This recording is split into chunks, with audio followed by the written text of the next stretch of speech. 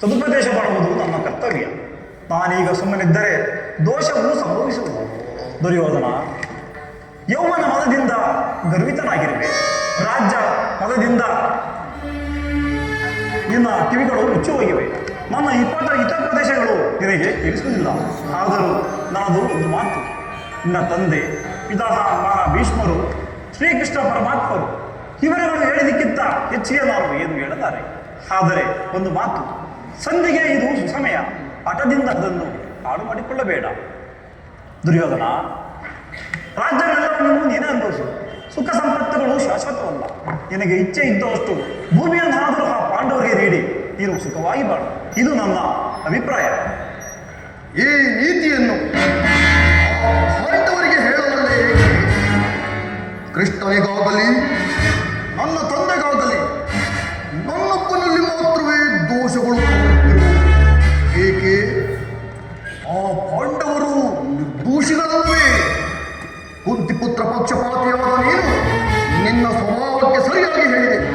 ಸುಮ್ಮನೆ ಕುಳಿತುಕೋ. ಕೃಷ್ಣ, ಮಹಾನುಭಾವನಾದ ನೀನು ನಿನ್ನ ದೌತ್ಯವನ್ನು ಬಹು ಶ್ಲಾಘನೀಯವಾಗಿಯೇ ಮುಗಿಸಿದೆ. ಆದರೆ ನಿನ್ನ ಮರಳು ಮಾತುಗಳಿಗೆ ಒಳಪಡುವ ಬುದ್ಧಿಹೀನನು ಮಾತ್ರ ಈ ದುರ್ಯೋಧನಲ್ಲ. ಇದನ್ನು ಚೆನ್ನಾಗಿ ತಿಳಿದಿರು. ಇದು ಶುದ್ಧ ಕ್ಷತ್ರಿಯನ ರಕ್ತ. ಸ್ವಾಭಿಮಾನ ಶೂನ್ಯತೆಯ ಕೊಳಕು ನೀರಲ್ಲ ಕೃಷ್ಣ, ಕೊಳಕು ನೀರಲ್ಲ. ದುರ್ಯೋಧನ, ಇಷ್ಟೊಂದು ಅಪಮಾನವೇ? ನಿನ್ನ ದುರಹಂಕಾರದ, ದುರಾಗ್ರಹದ, ದುಸ್ಸಹವಾಸದ, ದುರಾಶ ದುರಭಿಮಾನ ವಿಚಾರ ಮಾಡು ಪೂರ್ವೇಶ್ವರ. ಕೃಷ್ಣ, ಇದನ್ನು ನಾನು ಮೊದಲೇ ಬಲ್ಲೆ. ಏನು ಹೇಳಿದೆ? ನಮ್ಮದು ದುರಾಗ್ರಹದ, ದುರಹಂಕಾರದ, ದುಸ್ಸಹವಾಸದ, ದುರಾಶಯದ ದುರಾಭಿಮಾನ. ಭಲೆ ಭಲೆ, ಬಹಳ ಚೆನ್ನಾಗಿ ಹೇಳಿದೆ. ಹಾಗಾದರೆ ಕೇಳು. ಈ ಚಲದಂಕವಲ್ಲ ಕೌರವೇಶ್ವರನನ್ನು ಸದಬಡಿಯಬೇಕೆಂದಲ್ಲವೇ ಆ ಭಂಡ ಭೀಮ? ಅದು ದುರಾಗ್ರಹ. ಲೋಕೈಕ ವೀರನಾದ ನನ್ನ ಪ್ರಾಣ ಮಿತ್ರ ಕರ್ಣನನ್ನು ಒಲಿಸಬೇಕೆಂದಲ್ಲವೇ ಆ ನಪುಂಸಕ ಪಾರ್ಥ? ಅದು ಅದು ದುರಹಂಕಾರ. ಅಭಿಮಾನ ಶೂನ್ಯತೆಯಿಂದ ನಿನ್ನಂತಹ ಕಪಟಿಯ ಸ್ನೇಹವನ್ನು ಬೆಳೆಸಿದರಲ್ಲವೇ ಆರಣ ಹೇಳಿ ಪಾಂಡವರು. ಅದು ಅದು ದುಸ್ಸಹವಾಸ. ದುಶ್ಯಾಸನ ದುರ್ಯೋಧನರನ್ನು ಕುಡಿದೈದು ಭರತ ತಂಡದಲ್ಲಿ ಸಂಪದ ಪತಾಕೆಯನ್ನು ಹಾರಿಸಬೇಕೆಂದು ಯೋಜನೆ ಮಾಡಿದವರಲ್ಲವೇ ಅವರು. ಅದು ಅದು ದುರಾಶಯ. ನಾವೇ ಸಮರ್ಥರು, ಜಯಶೀಲರು ಎಂಬುದಾಗಿ ಹೆಮ್ಮೆ ಪಡುತ್ತಿರಬಲ್ಲವೇ ಆ ನಿಮ್ಮ ಮಿತ್ರ ಪಾಂಡವರು. ಅದು ಅದು ದುರಾಭಿಮಾನ. ಹೆಚ್ಚೇನು ಕೃಷ್ಣ, ನೀವಾರು ಏನು ಹೇಳಿದರು ಈ ಕೌರವನ ನಿರ್ಧಾರ ಚಲಿಸದು, ಚಲಿಸಬಾರದು. ಸುಮ್ಮನೆ ಕಂಠ ಶೋಷಣೆಯಿಂದ ಪ್ರಯೋಜನವಿಲ್ಲ.